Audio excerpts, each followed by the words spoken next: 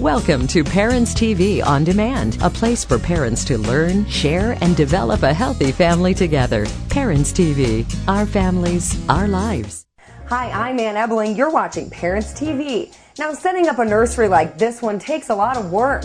Parents TV's Dennis House shows us how he made room for his new baby. The room we chose for a nursery is a small room, but it's got some great shelves and a pretty big closet. It was used as a nursery by the previous owner some 32 years ago.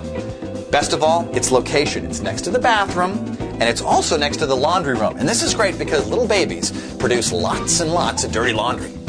And here it is. Right now, it's a junk room. We have lots and lots of junk. This is the closet filled with my coin collection from my childhood. All sorts of clothes. A plastic owl. I told Kara, I said, this would be pretty nice for a nursery. She said no. All right, over here we've got some great shelves. This is where all the baby stuff will go. Lotion, some clothes, diapers, things like that. We need to repaint all this and get rid of all this junk. We have a potpourri of stuff, all of which needs to go somewhere. I'm going to start emptying out this room. We're going to start with this bookshelf. Excuse me, do you mind? We got to move. We got to move. Let's go. Next time you see this place, it's going to look vastly different.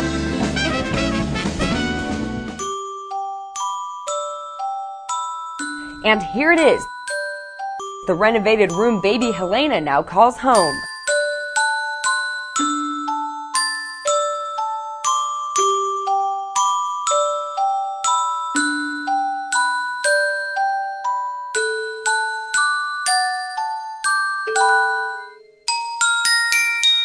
But some moms and dads are just too busy to set up a nursery themselves. So now I'll introduce you to a full-service company dedicated to making room for baby and making it easier on moms-to-be. Baskets in Pottery Barn or even Target or Bye Bye Baby. Meet Vera Kessler. She answers the prayers of expectant mothers on the run by setting up nurseries like this one from scratch.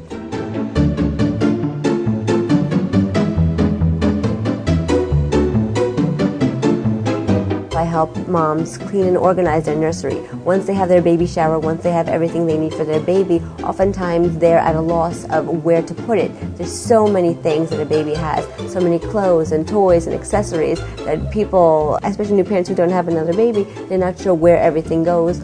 And I help them decide how to maximize space and minimize clutter and make sure the nursery is very efficient. So when they're changing diapers in the middle of the night, they have the diapers, the wipes, and the ointment very accessible to them. Vera went through a rough pregnancy with her son Jeremy, which left her with little time to prepare for his arrival.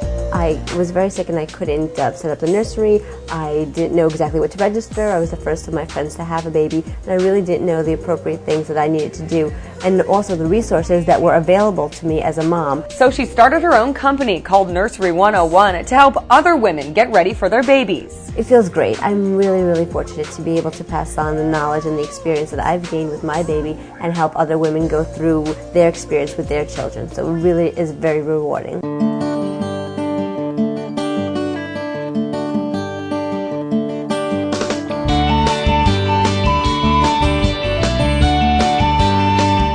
With her hectic schedule, attorney Shira Otzman had no time to shop for the coming of her baby girl, Jordana. Even though I had a normal pregnancy, just going to the doctor all the time and working, it didn't give me a lot of time to do research on a lot of different kinds of furniture, cribs, car seats, strollers, all that kind of stuff, and just actually set up the nursery. So she called on Vera and Nursery 101. And she showed us how we should organize things, just a good way of setting things up to make it as easy as possible for us coming home with a newborn. Shira let Vera know she wanted a classic style, and Vera suggested this furniture set that will grow with Jordana. And we figured we'll put all of her knickknacks in there now, and then when she gets older we can put books in it for school and whatnot. And when it was time to bring Jordana home, Shira and her husband were ready. Well, it was really nice because it was a pretty clean, well-organized place, and you know, although the baby didn't know what was going on, at the time we brought her home, we knew, and we were comfortable. We were comfortable bringing her home to a clean and neat and organized environment. But if you still insist on going it alone, Vera has a few simple tips for setting up a nursery. Well, having a baby can be expensive, but there are certain things you can do to minimize your cost. For example, you can invest in furniture that grows with your child. Instead of getting a standalone changing table, parents might want to think of getting a dresser with a changing pad on top. Also, parents may want to think of getting a convertible crib instead of a drop-side crib. Tip number 2 is to be smart about your storage solutions.